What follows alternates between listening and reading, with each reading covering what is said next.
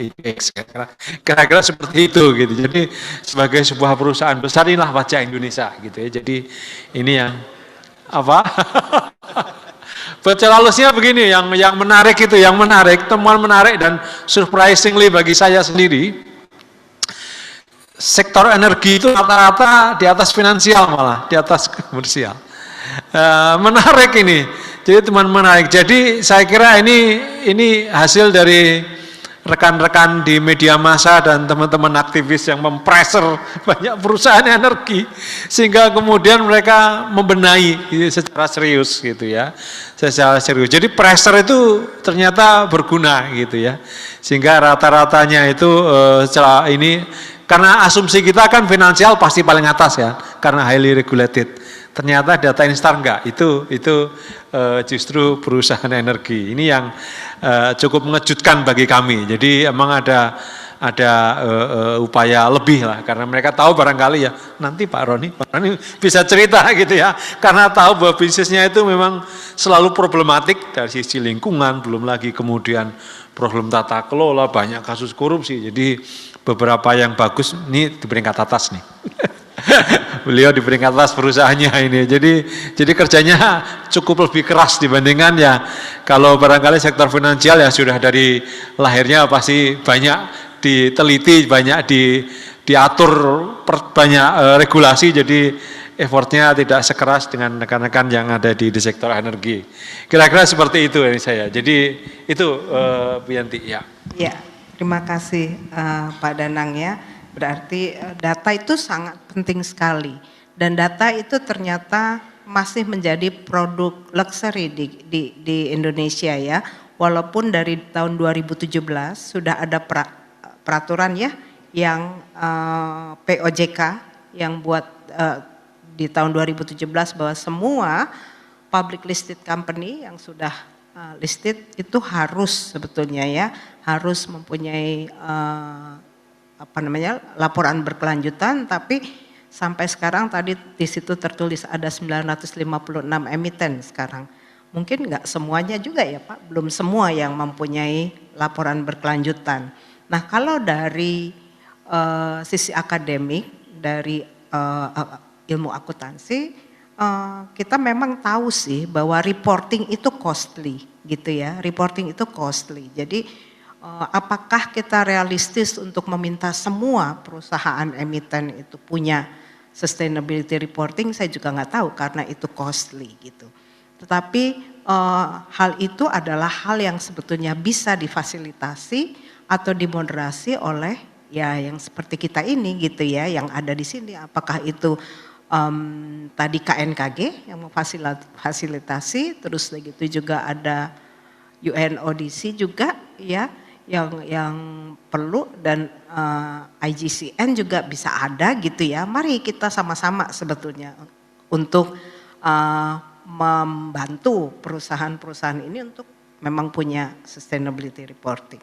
Nah kalau tadi Pak Danang bilang ada kejutan di tahun ini, ternyata kalau perusahaan energi itu ternyata banyak banget gitu ya yang sekarang sudah comply, istilahnya comply lah dengan membuat laporan keberlanjutannya.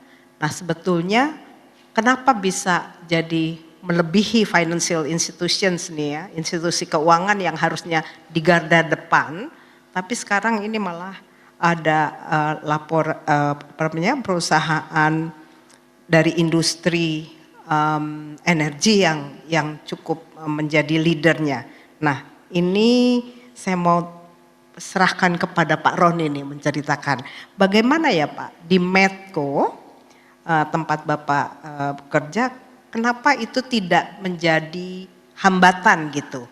Walaupun reporting is costly, you are going anyway gitu ya dengan itu. Apa aspirasinya, apa yang menjadi faktor yang bisa juga mungkin dibagikan sehingga perusahaan-perusahaan semuanya juga tahu bahwa oke, costly but the benefits are more than that gitu.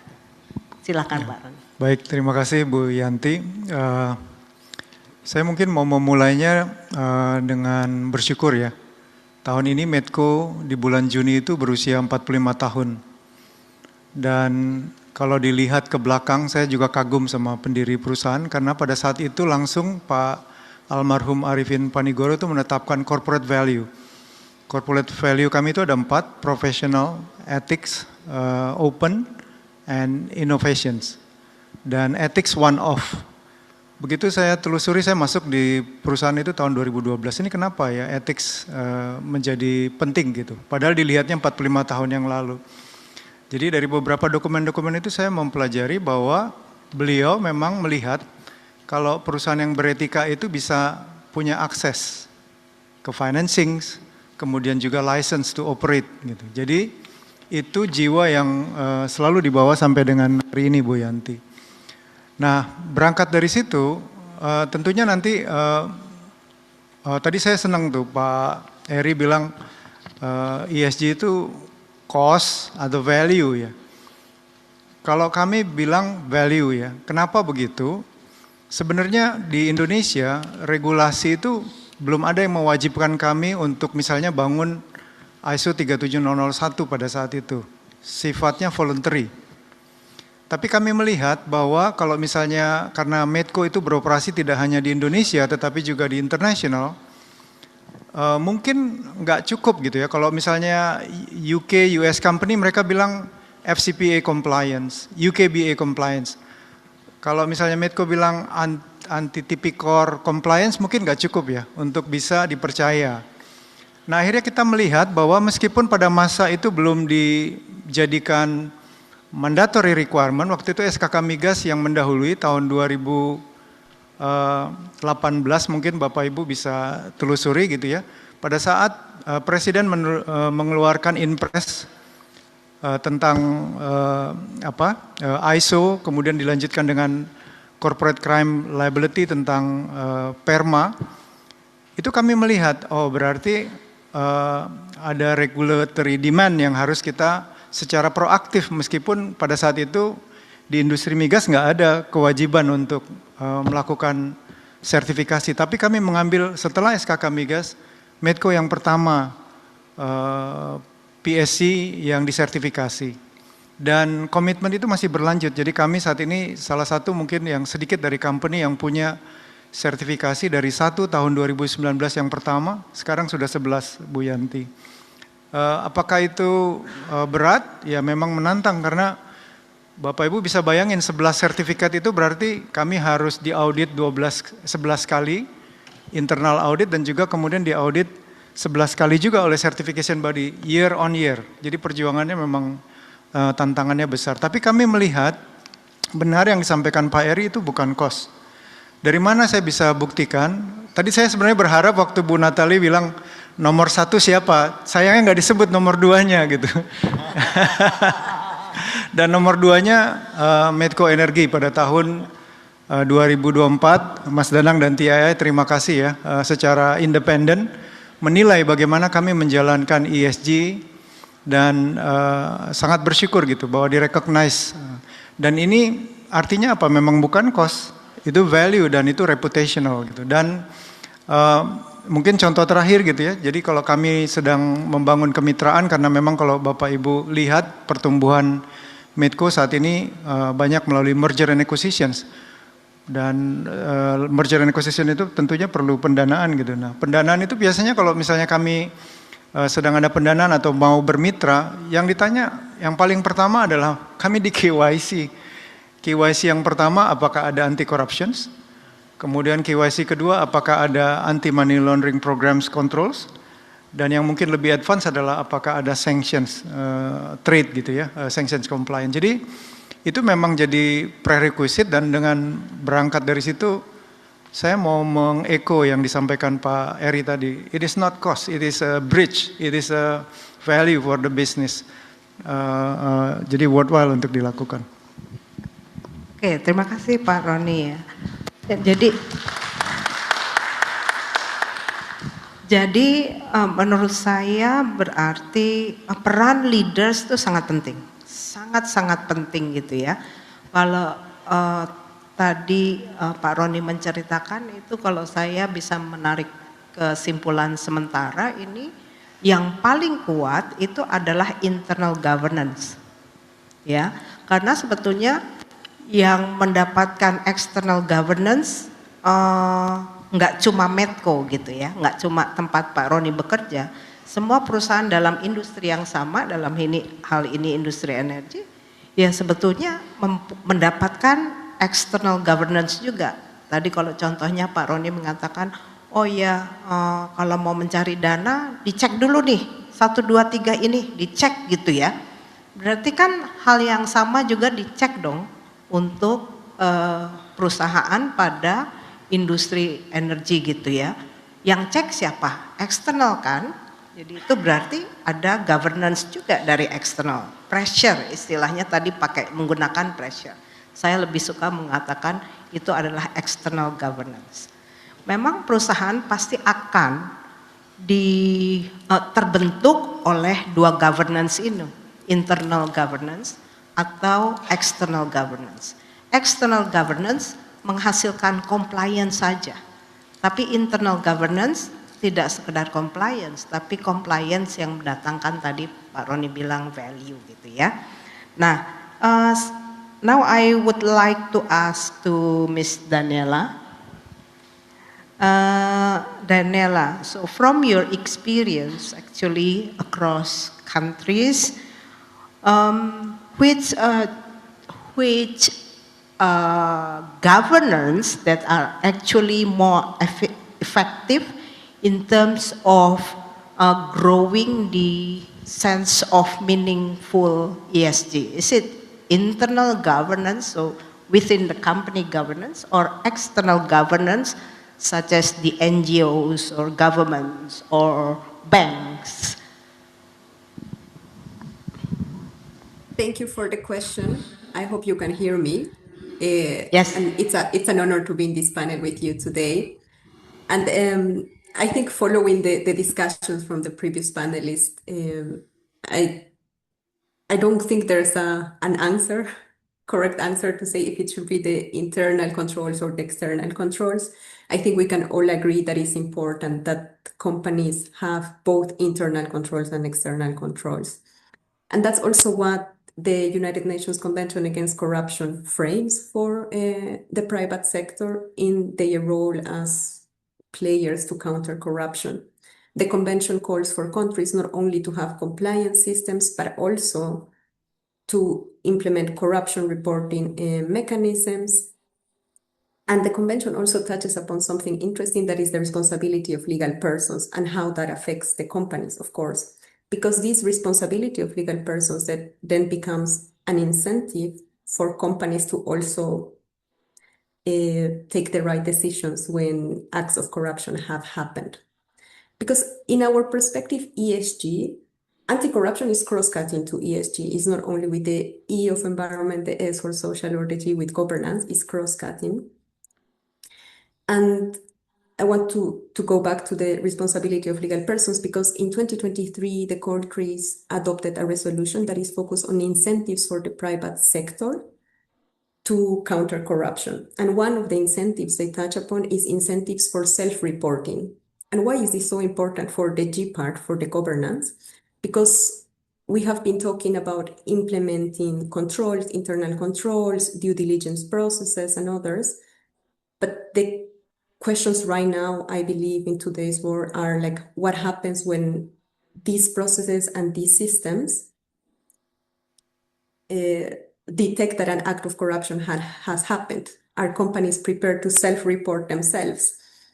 How do these mechanisms that we have put in place really show us that anti-corruption action will take place? And with this, I want to bring you a case. I checked that Securitas, I don't know if you have heard of this company, is a security provider company for banks and others, right? And I checked they are also based in Indonesia. And this case is from Argentina, because the partner company in Sweden detected some irregular activities in Argentina, and then the company decided to self-report itself for acts of corruption in the country. And many companies would say, okay, what's the business case for self-reporting yourself to the authorities? Well, in the assessment they did, is that although they lost 13 million US dollars, in the process. Also, at the same time, what they gain with self-reporting themselves is that another company, or like really the people that were managing the country, the company in the country, decided to buy the inn. So they were able to sell it because it was not like a complete loss for the company. And the company that was then built on top of that one was able to build its image based on ethics and compliance, because then it is kind of like what ESG expects, right? Like you have a strong risk management processes in your companies. The process takes you to identify when the illegal activities take place. And then, of course, then there's also a social response to this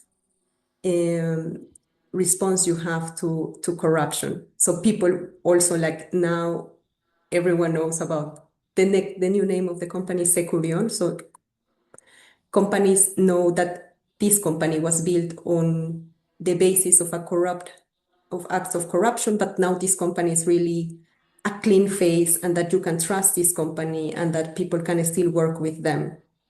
So I think this example really shows us that in real life, the theory and the practice can be put together, and that ESGs are key to move business forward, that it's also a business case to have anti-corruption structures in place and to secure ESG standards. Yes, and I'm happy to answer any other questions you might have. Yeah, okay, Daniela, I will come back to you later. But now, Pak Danang, kalau misalnya tadi sudah ada, kita ngomong mengenai data gitu ya, tapi kan saya nggak tahu apakah data secara metode ya yang dianalisa oleh Transparency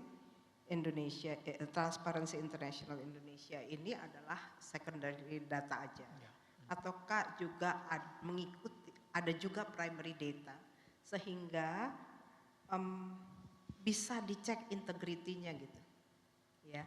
Jadi bukan sekedar compliance bahwa itu tertulis gitu ya, tapi evidence-nya apa sih gitu. Nanti Pak Roni juga bisa sharing juga Pak Roni ya, bahwa yang dilakukan Medco itu bukan sekedar ada di atas kertas, tapi juga ada evidence-nya gitu ya. Nah, pada saat ada evidence-nya itu, bagaimana sebetulnya itu juga dapat dilihat oleh Transparency International Indonesia pada waktu memberi rating untuk instan. Demikian. Ya, jadi berbeda dengan rating yang lain, ini kan kami metodologinya agak berbeda gitu ya. Karena di beberapa rating yang lain tuh kadangkala harus mendaftar untuk ikut dinilai. Kalau kami ya semua perusahaan yang listing emiten plus BUMN kami nilai. Kemudian kami kan ingin mengetahui sebetulnya, ini kan soal metodologi penelitian ya. Kita tidak pernah tahu bagaimana mengukur, yang kita ukur ini kan integritas, satu konsep yang agak abstrak gitu ya. Lalu kemudian untuk mengukur itu salah satunya adalah kami menggunakan indikator ESG gitu ya, Environment, Social and Governance itu ya. Itu yang kami lakukan. Nah, kami juga menyadari bahwa kalau hanya melihat publikasi perusahaan itu kan self reporting gitu ya, dan mungkin ada kecenderungan untuk overclaim juga gitu, atau banyak kritik terhadap ESG itu kan seperti greenwashing misalnya di konteks lingkungan ya. Jadi praktek bisnisnya sebetulnya tidak bersahabat lingkungan, tapi kemudian berbagai programnya dan laporannya seakan menutupi dan mencuci dosanya, kira-kira seperti itu ya. Nah, di metode kami juga mengecek sebetulnya laporan media massa dan juga laporan organisasi masyarakat dan apa keluhan masyarakat gitu ya. Jadi dari sekian banyak indikator, kalau kemudian ada laporan media yang menyatakan sebaliknya, langsung dikurang-kurangi skornya itu. Itu yang sangat terjadi gitu. Jadi yang menarik memang ada beberapa emiten yang karena tekanan kena kasus korupsi gitu ya, lalu kemudian keuangannya tertekan gitu ya, kurang tidak sehat gitu ya. Jadi laporannya sangat bagus sekali. Jadi ini tinggi sekali gitu. Tetapi laporan media massa kan menunjukkan hal yang sebaliknya. Ada banyak masalah ya. Di banyak indikator langsung rontok tuh, berkurang. Jadi capaian-capaian yang ininya bagus langsung dikoreksi dengan laporan media massa dan apa yang komplain-komplain masyarakat. Itu yang kira-kira yang membuat faktornya itu akan sedikit terkoreksi gitu ya. Itu yang kami lakukan. Jadi kami sadar bahwa kami tidak bisa mungkin sepenuhnya mengukur integritas, tetapi dengan metode penelitian yang terus dikembangkan itu mudah-mudahan bisa mendekati ke arah itu. Itu yang kami lakukan. Oke, Pak Roni, silakan. Baik, Bu Yanti, ini bagus banget pertanyaannya. Jadi saya ingin menceritakannya mungkin dari yang foundation ya, Bu.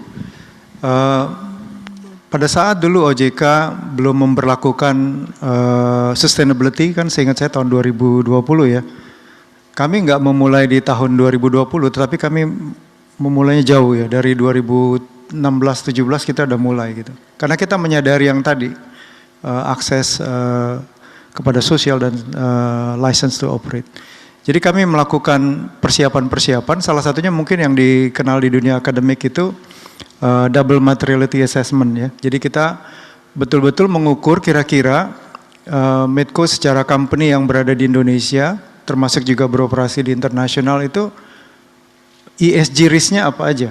Termasuk juga risk of corruptions, apalagi kita incorporated di Indonesia dan kita sama-sama tahu rating kita lah. Ini kan ada Pak Danang gitu ya di TII yang mengeluarkannya. Jadi kita tahu kita ada di high risk country. Kemudian dunianya ekstraktif gitu. Mungkin challenge-nya bisa berlipat-lipat gitu ya mengenai integrity dan sebagainya. Jadi kita study, kita petakan risikonya, terus kita struktur bikin roadmap. Nah, roadmap itulah yang kita declare di dalam sustainability report. Dan itu bukan sekedar narasi, Bu. Karena apa? Roadmap itu secara terukur kita laporkan perkembangannya. Saya mau kasih contoh sedikit ya. Waktu itu agak nervous juga. Kita baca di GRI. Di GRI itu ada requirement GRI 205.3 lah. Mungkin Bapak Ibu ada yang mengikuti. Di mana company yang sudah mengadopsi GRI itu diminta untuk mendisclose corruption incident. Awal-awal kita nervous juga nih, kalau di-disclose apakah downside atau upside gitu. Akhirnya kita sampaikan kepada pemimpin-pemimpin utama perusahaan, diputuskan di-disclose gitu. Waktu kita belum disclose kan kita tahu parameter dari investor rating ya. Angkanya ada kadang-kadang disebut 50, 75 sampai 100. Surprisingly tahun 2023 kita disclose. Tahun berikutnya kita lihat, ternyata kan ratingnya ESG gitu ya, G-nya selalu kami monitor dan improving justru bukannya jadi downside buat bisnis. Nah kemudian mungkin gambaran besarnya, mungkin ini juga sharing yang nanti Bapak Ibu bisa cermati, dalam 10 tahun kami mengimplementasi dari 2017 sampai dengan sekarang, dulu mungkin rating kami BB, sekarang double AA gitu. Which is di industri ekstraktif itu ya sangat challenging sih ya, bisa naik beberapa tingkat gitu. Dan itu artinya apa? Banyak yang harus dikerjakan. Dan kita kerjakan itu. Tadi Ibu bertanya apakah ini dicek gitu. Oh, double or triple check. Karena pada saat saya tadi menyampaikan misalnya ISO gitu. ISO itu ada certification body yang secara tahunan akan datang dan memeriksa. Sebelum itu kami harus melakukan internal auditing untuk memastikan kita meet. Nah kemudian di luar itu, untuk poin-poin GRI yang kami sebutkan dalam indikator, kami punya 29 indikator khusus untuk governance and anti-corruption, business ethics. Itu diperiksa sama mereka, apakah itu slogan atau ada underlying programs activity-nya. Jadi setiap tahun kami sekitar 29 KPI-nya banyak, tapi KPI yang tentang governance, anti-corruption, business ethics itu ada 29, Bu. Dan itu di-assured bahwa itu bukan hanya statement, tetapi memang ada delivery yang bisa dipertanggungjawabkan. Dan syukur alhamdulillah rating kami sekarang termaintain ya udah berapa tahun di AA. Kurang lebih seperti itu, Bu. Ya, terima kasih Pak Roni ya. Ini adalah contoh bagus di tengah-tengah sebetulnya situasi yang tidak baik-baik saja di Indonesia. Di saat di tahun ini ya, kita barangkali sudah mendengar berapa berita, banyak sekali berita yang terkait dengan sosial. Bagaimana sebetulnya masyarakat indigenous ya, kalau mau dibilang indigenous, masyarakat lokal kemudian harus tersisihkan, harus berpindah dari tempatnya karena lahan yang mereka punyai dari sejak nenek moyang mereka kemudian menjadi ubah fungsi gitu ya. Nah, dan itu ternyata di negara kita yang mempunyai resiko tinggi dengan korupsi, hal itu terjadi hampir harian.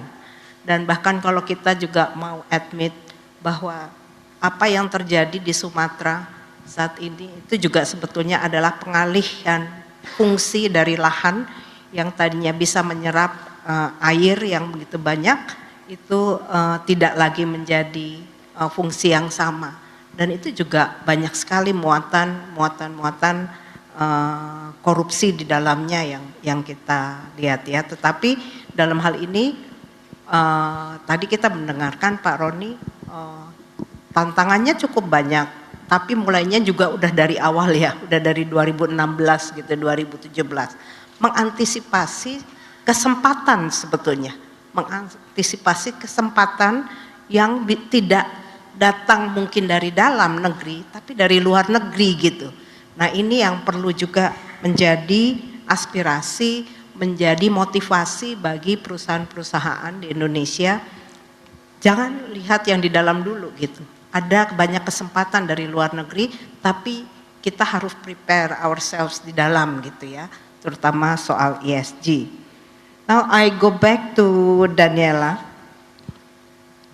Okay, Daniela, I don't know whether you understand the sharing from Pak Roni before, yeah, about how the Medco Energy actually put so much effort, and then now it becomes fruitful because their investment grade increasing from BBB to AA plus, yeah. Well, we know it's not without cost, but then when they perceive cost as value or as capital, then here we go, then they will get the what they expect. Now, based on your practices in across country, could you share other good practices like what Medco has done? Perhaps there are different avenues, different strategies from other private sectors in the high risk corruption country as well. Yeah, so that can be also an encouragement for us here, because we are here together for the better place for our future generations. Thank you, Daniela. Thank you, everyone, and congratulations to Medco for the great work. But I must say that the challenge of corruption is everywhere. So not only in your country, but across countries all over the world. And it doesn't really matter if it's developed countries, the challenges are there. And that's why and also, of course, we have to understand that there's a difference between the tools, the anti-corruption tools that big companies will implement, and also we have to acknowledge that many companies in the world are also small or medium sized, and that the tools that we have should also be tailored to them. Then my clear answer would be that there is no one size fits all answer and a perfect compliance system that every company should follow, but rather that these compliance systems and all the anti-corruption tools need to be tailored to the company, to the market, to the goals of the company, which is something very important that right, with the example of Medco, we see, right, that we need to have like commitment from the top, and it has to be part of the business model to do things right. So that's a challenge. But of course, in the tools, corruption risk management processes like the one that Medco undertook can be tailored also to small and medium-sized companies. They can also bring positive results for the companies. And at the same time, we have to acknowledge that there's a global push to also implement the corruption risk management processes and due diligence standards, because, and here maybe I bring the example and then we can analyze it together, the example of the EU regulation on deforestation-free products that I'm sure maybe many of you have heard about. And now it's been pushed back. Its implementation has been pushed back to 2026 and 2027. But then the three requirements of this regulation are quite interesting, because they ask for companies that the products have to be deforestation free, but also that they have to be in compliance with national laws. And then of course comes all the anti-corruption regulations that exist in your country. And at the same time, the companies will have to sign that they have conducted a due diligence process. So there's a lot of responsibility on the companies to ensure not only that they know their internal controls, their internal processes, how things are working, and that they have the systems in place, but also to know who they are working with, right? So then this is an added value, and this, I think it's I think that this regulation clearly combines what the expectations for the companies are right now and what the markets are looking for, specific markets, right?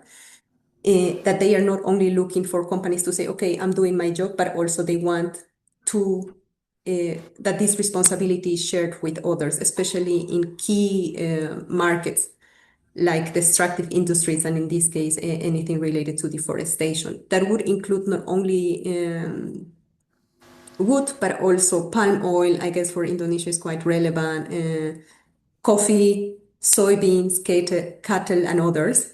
So I think we also have this kind of push from outside for companies to implement measures, but also these measures or these new standards that they are requesting companies to implement also push for to have like kind of a cascade effect, right?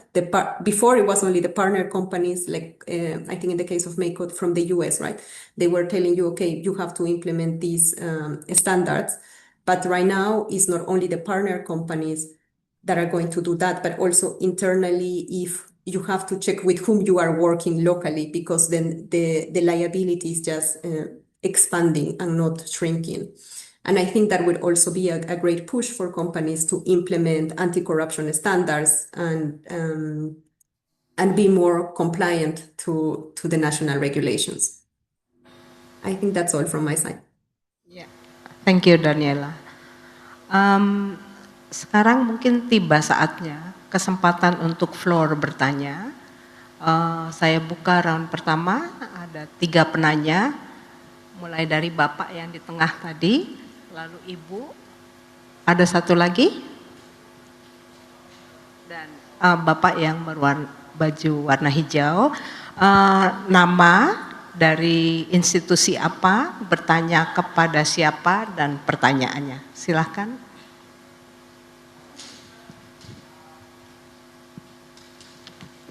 Ya, terima kasih atas kesempatannya. Perkenalkan, nama saya Vicky Abu Bakar dari PT Indo Tambang Raya Megah Tbk. Saya ingin menanyakan ke Pak Roni terutama ya, seperti ketahui kalau terkait dengan masalah integritas, anti korupsi dan lain sebagainya, itu tidak murni hanya Medco saja tentunya. Yang pertama mungkin dengan kontraktor atau vendor yang ada di sekelilingnya atau rantai nilainya atau value chain-nya di situ. Atau mungkin juga dengan pemerintah ketika mengurus izin dan sebagainya. Kita sudah ketahui bersama masih banyak terdapat celah di sana gitu. Nah, bisakah Pak dielaborasi lebih mengenai hal tersebut sebagai best practice? Apakah mungkin dengan misalnya mendeklar dalam website atau dalam laporan keberlanjutan, laporan tahunan, itu menjadi beban dalam tanda petik atau malah menjadi benefit untuk Medco sendiri? Itu mungkin Pak, terima kasih.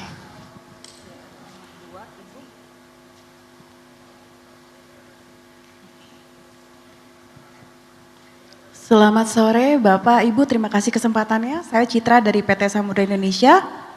Pertanyaan saya kepada Pak Roni juga.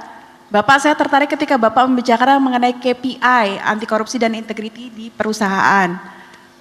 Untuk pelaksanaannya itu di level mana ya Pak? Apakah di level perusahaan, pimpinan, karyawan, dan bentuk implementasinya sendiri itu KPI-nya itu apa Pak, yang saya penasaran? Apakah harus punya ISO kah? Ataukah ada zero corruption? Bagaimana cara menilai KPI ini untuk diletakkan ke dalam KPI-nya? Gitu, Pak. Terima kasih. Nomor 3, Bapak yang di sebelah kiri tadi. Bapak yang sebelah kiri.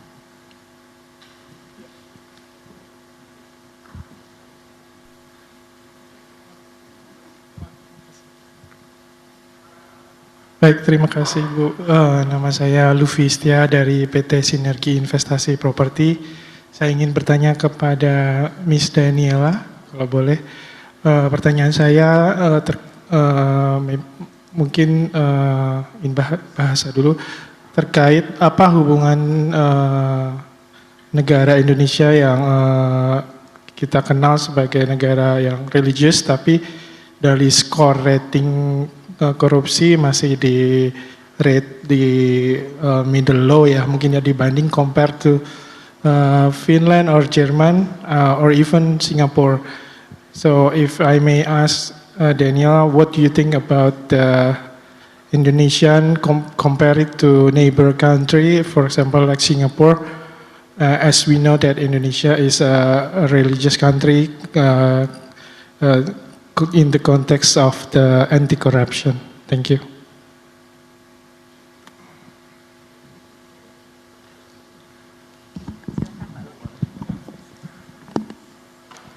Baik, terima kasih ya tadi pertanyaan bagus dari Pak Vicky ya, mengenai bagaimana nih di luar perusahaan.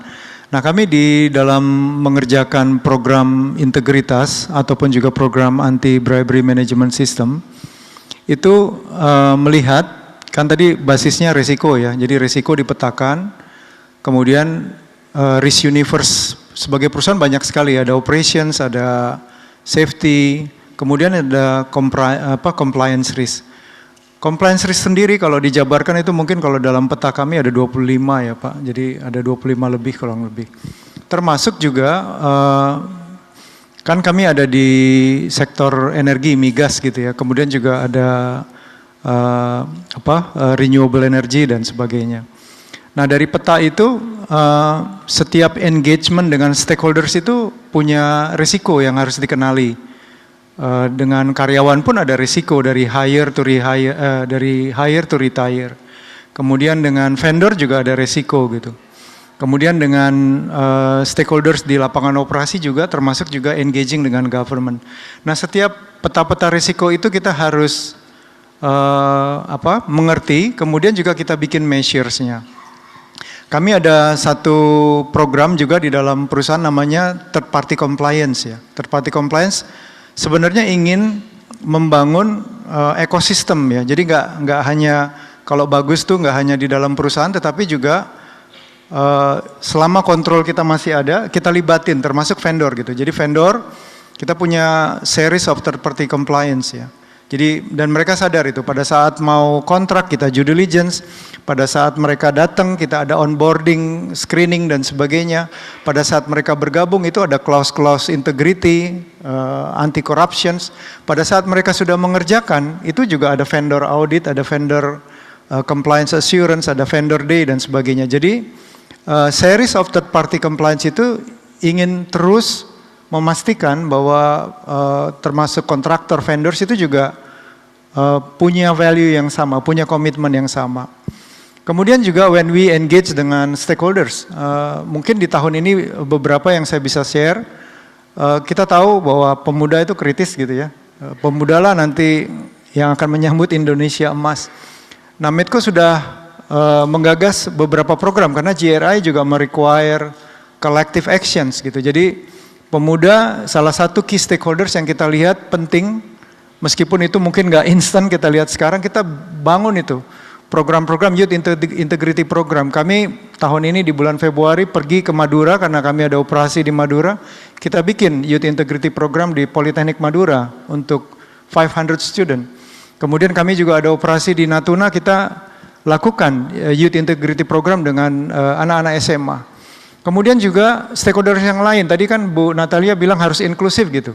Kami juga melakukan program integrity dengan women, ibu-ibu yang posyandu, ibu-ibu pengajar itu kami buatkan program women integrity program. Bagaimana dengan micro business juga kita bikinin program. Cuma memang ada batasannya, selagi ada resources, selagi waktunya cocok. Jadi temanya juga kita lihat relevan, apalagi Hari International Corruption Day menggagas tema tentang pentingnya pemuda kan. Jadi kami udah lakukan bukan karena temanya digagas hari ini terus baru kami kerjakan, enggak, kami lakukan sebelum UN mengangkat tema tentang pentingnya pemuda. Nah, jadi menurut hemat kami ekosistemnya juga harus dibangun. Tapi tentunya ada batasan-batasan ya. Tadi yang terakhir saya sebutkan bahwa engaging dengan government itu juga punya exposure.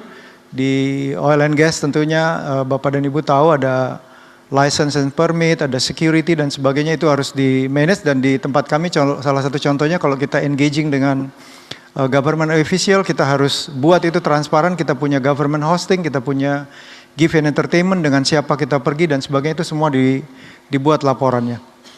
Dan harus dipastikan itu sesuai dengan peraturan terkait gratifikasi, kemudian juga hospitality dan sebagainya. Itu dulu atau itu langsung ke Ibu Citra? Boleh langsung, Pak. Ya.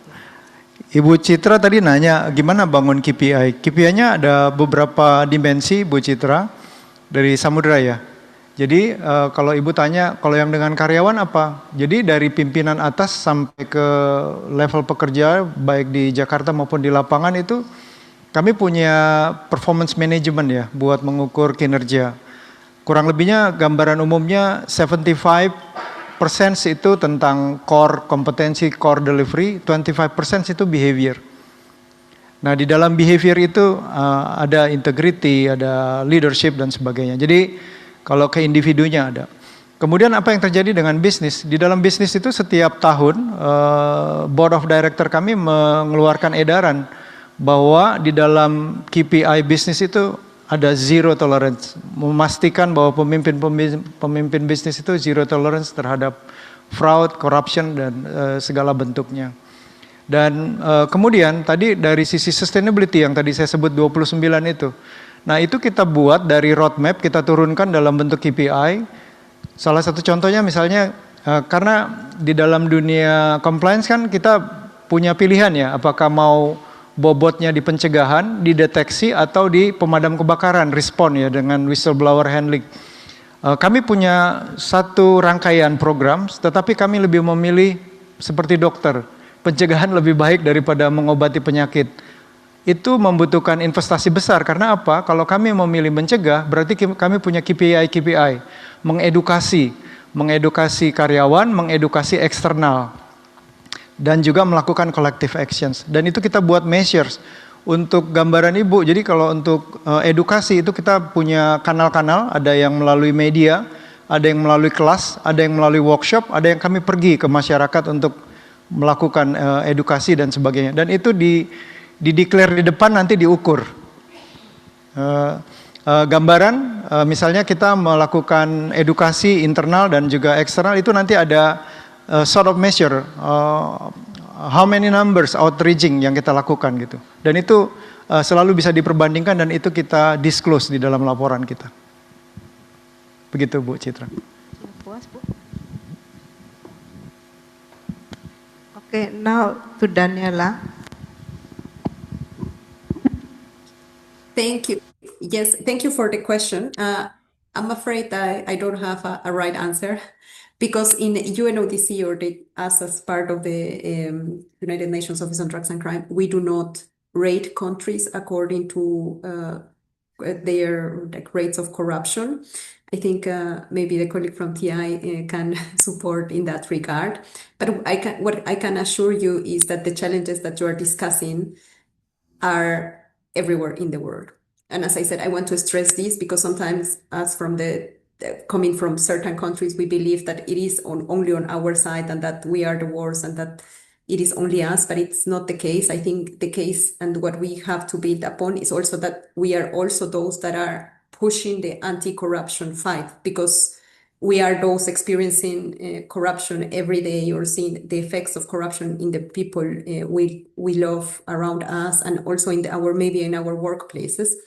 So that's why we are the push for the anti-corruption fight worldwide. And I think we have to build on that. And also because that brings us to good examples of how things can be done correctly and how we can fight this very difficult fight, right? Like the case that now Medco is, like the panelist from Medco is explaining, you know, it's not just like one thing that will change from day to night, but it's rather a process. And it is important that everyone takes place, that all the stakeholders, and that we do not go into this pessimistic thinking that things are wrong, like this is how business are done, we cannot change anything, but rather we have to also see, okay, there is a push that we have to join for making things right and from wherever we are and maybe from our offices. And I think at the beginning also it was mentioned in one of the speeches, like sometimes we take one step and then we go 2 steps back, but that's the right way to go. I don't think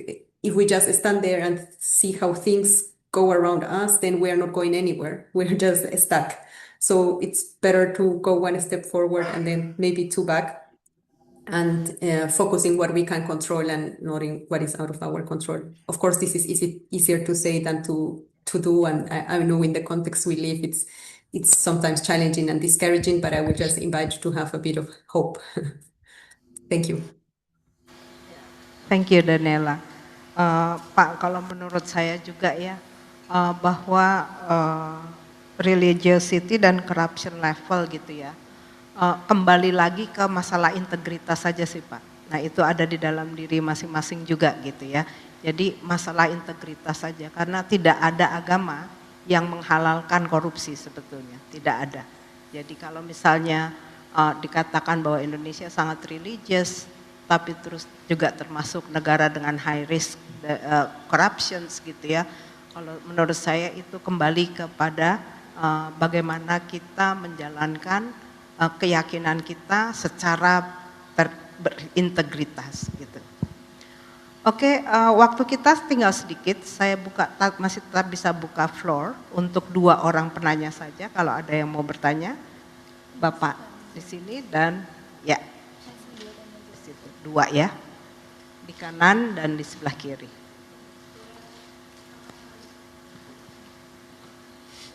Bapak yang baju hitam.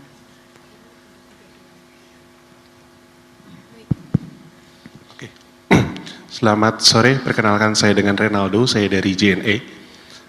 Saya ingin bertanya kepada Pak Danang.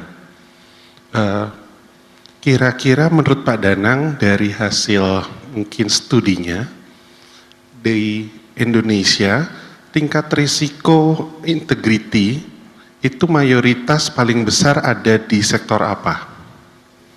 Itu yang pertama. Mungkin yang kedua, saya mungkin mau berdiskusi juga dengan mengenai JNE ini. Saat ini kita mungkin hampir mirip tadi yang terjadi dengan Medco, di mana belum ada sebuah regulasi, namun kami berusaha saat ini mencoba mengimplementasikan ISO 37000 dan 37001. Memang JNE ini masih private sector.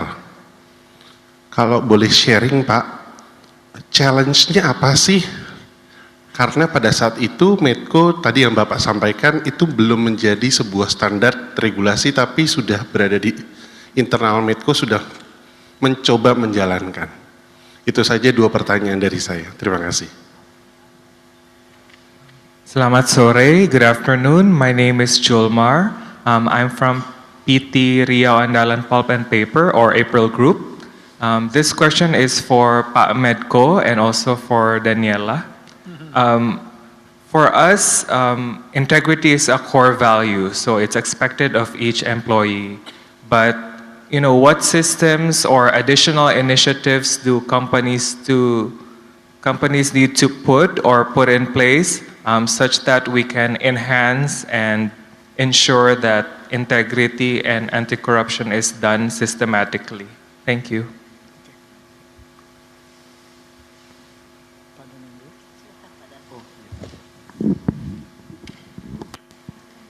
Ya, saya masih belum begitu jelas ini ya spesifik sektornya. Secara umum, apakah sebetulnya sama ya di publik dan di swasta ya, risiko terutama integritas ya korupsi itu. Jadi tentu ada banyak standar, ada banyak ukuran. 5 tahun lalu ada survei yang menarik dari teman-teman saya di ANU, Australian National University. Mereka mensurvei hampir sekitar 700 pebisnis di Indonesia, dan sektor yang paling rawan korupsi itu adalah sektor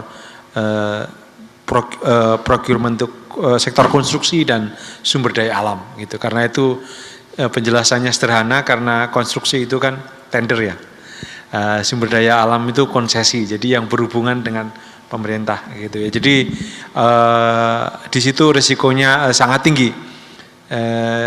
Tetapi kalau kita lihat juga di data KPK, tersangka KPK, pasiennya KPK, paling banyak itu sektor swasta dibandingkan dengan politisi atau pemerintah. Ini dari supply side-nya ya, yang memberikan uang suap segala macam. Jadi jumlahnya lebih banyak daripada PNS-nya.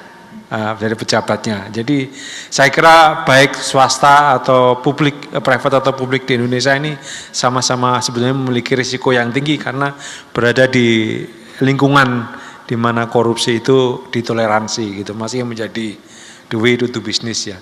Barangkali ini kan retail market nggak butuh banyak ini, tapi yang sumber daya alam atau mungkin konstruksi kan beda gitu ya. Saya kira gitu dari saya. Terima kasih. Ya, langsung tidak banyak berurusan dengan regulasi dan konsesi atau aturan-aturan itu. Jadi agak beda memang logistik dan ini ya. Terima kasih. Baik, Pak Renaldo tadi nanyanya tentang GNI itu Give and Entertainment maksudnya?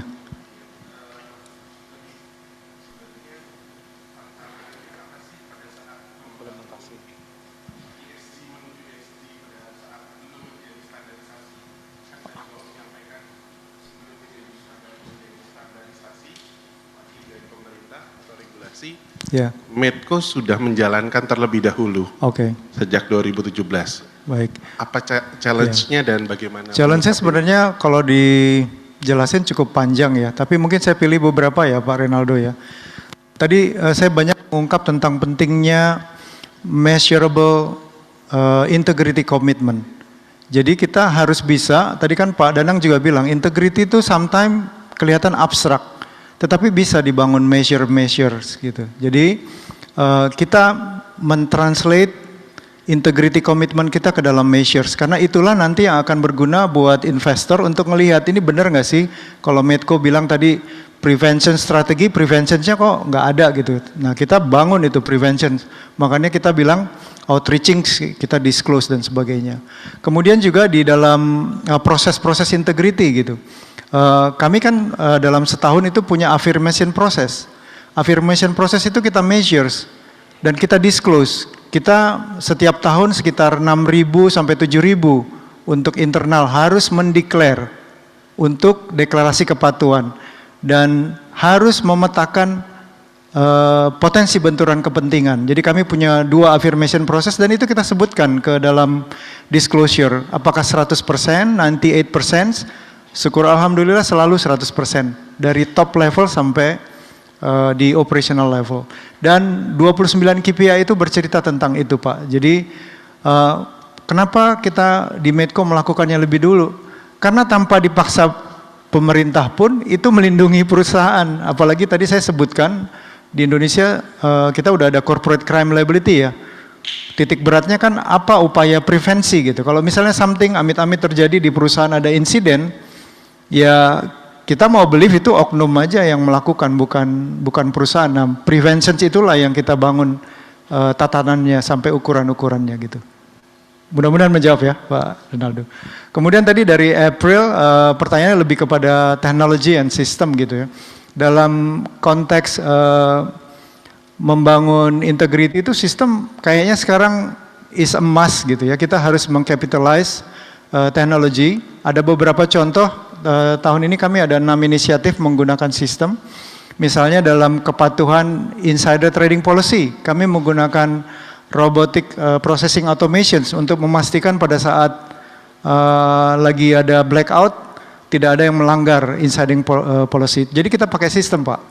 Kemudian deklarasi sekali lagi. Deklarasi itu kita buat mudah karena pakai sistem. Jadi orang lagi di perjalanan, lagi di lapangan, mereka cuman hook in ke sistem dan mereka bisa bikin declarations. Dan mungkin salah satu juga mengikuti perkembangan zaman, kita sekarang semua pakai AI. Nah kami lagi transitioning, bagaimana menyediakan ethic hotline yang tadinya bergantung kepada human, ada batasan jam kerja menjadi 24/7. Jadi kami sekarang sedang menggunakan MSIC, satu AI yang kami beli license-nya terus kita pakai sebagai alat untuk internal dan juga mungkin nanti eksternal. Pada saat mereka punya inquiry mereka bisa segera mendapatkan jawaban-jawaban. Sebenarnya inisiatifnya masih banyak, mungkin itu salah satu contoh, barangkali nanti kalau habis pertemuan kita bisa discuss. Terima kasih Pak Roni. Daniela, the same question for you. Thank you. If I remember correctly, the question was linked to what happens after you have integrity as a core value in your company, right? It's what system needs to be put in place. Okay, so I would say that once you have integrity as a core value, and the systems that need to be in place are, of course, any compliance systems and that are strong enough and that are implemented in practice, right? Because I think many companies, or like we have the greenwashing terminology for the environment, but also for integrity, we have, I don't know how you call it there, but sometimes we have companies that just have integrity as a core value, but then they don't implement it, or they have compliance programs and then they don't implement it. So we need to move to action to have evidence that these compliance programs are being implemented. And how do we do that, or how can we measure that if you are working there or not? Is, for example, what is the message that is coming from the top? You know, like, is the management really involved in the process and really encouraging that anti-corruption or integrity becomes a value of the company, or is really a value of the company? Because that comes from, like, are they investing enough money, for example, for people to be trained and understand the corruption reporting mechanisms that are in place in the company? Because it's not enough to have the mechanisms in place, but rather to also have people understand them and make them available, inclusive, that they have some gender component, that understand also the different genders in the company and how they react to corruption or might react to acts of corruption. And of course, also building basic skills of all the staff in the companies. For example, how to react when there is conflict of interest and a gift, or how to react when there are gifts involved in interactions with other counterparts. Because in most companies, we all take some sort of decision, and then we should know when to act or who we should go to in order to get guidance on how we are acting and how we are interacting with others. And of course, there needs to be monitoring and improvement. I do believe that compliance systems need to be implemented, but also monitored in the long term. How can we improve them? Are they really achieving the goals that the company wants to? And are we really tackling corruption and preventing corruption from happening or not? And I think once we make these systems part of the companies, of the business process, then they become effective, and only then they become effective. Thank you. Okay, thank you. Waktu kita sudah selesai untuk sesi 1 ini. Izinkan saya untuk merangkum. Transparansi dan integritas, terutama dari leaders, adalah modal untuk menekan anti korupsi. Jika transparansi dan komitmen dilakukan secara konsisten, maka perusahaan akan mendapatkan trust dari stakeholders-nya. sehingga segala upaya ESG itu akan lebih meaningful bagi semua stakeholdersnya karena berdampak. Terima kasih untuk sore hari ini dan berikan aplaus yang terbaik kepada narasumber kita, Pak Danang, Pak Roni, and Miss Daniela. Thank you so much untuk waktunya. Baik, terima Saya kasih Bapak Ibu kembalikan panelis dan moderator atas sesi diskusi yang sangat menarik. Mohon kesediaannya untuk tetap berada di atas panggung untuk menerima token of appreciation dari penyelenggara acara. Dan kami juga turut mengundang kembali Bapak Eri untuk naik ke atas panggung juga untuk menerima token of appreciation. Terima kasih. Kami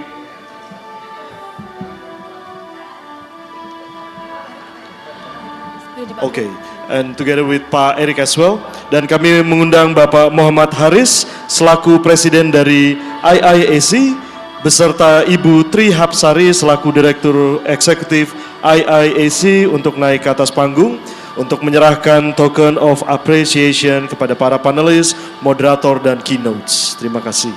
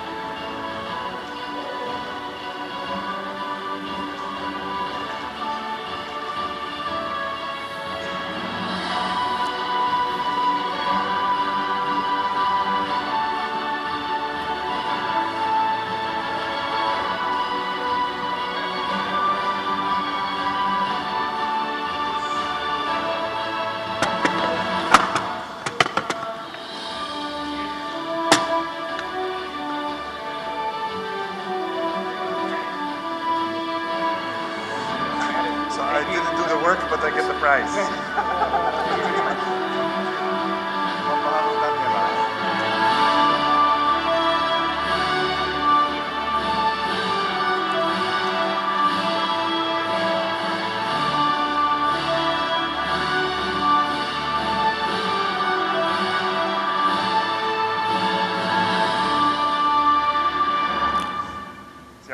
Baik, mungkin boleh foto bersama? Oh, sudah? Oke, baik.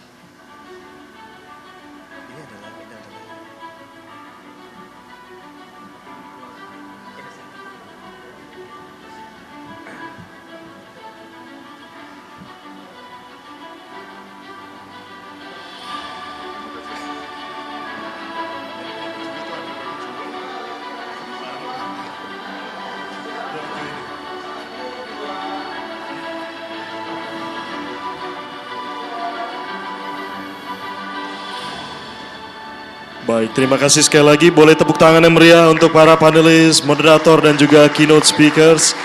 Terima kasih banyak. Baik, Bapak dan Ibu, kita akan memasuki waktu coffee break. Dan juga bagi yang sholat juga ada di bagian belakang, sudah ada juga tempat untuk sholat. Kurang lebih kita akan memakan waktu 10 menit.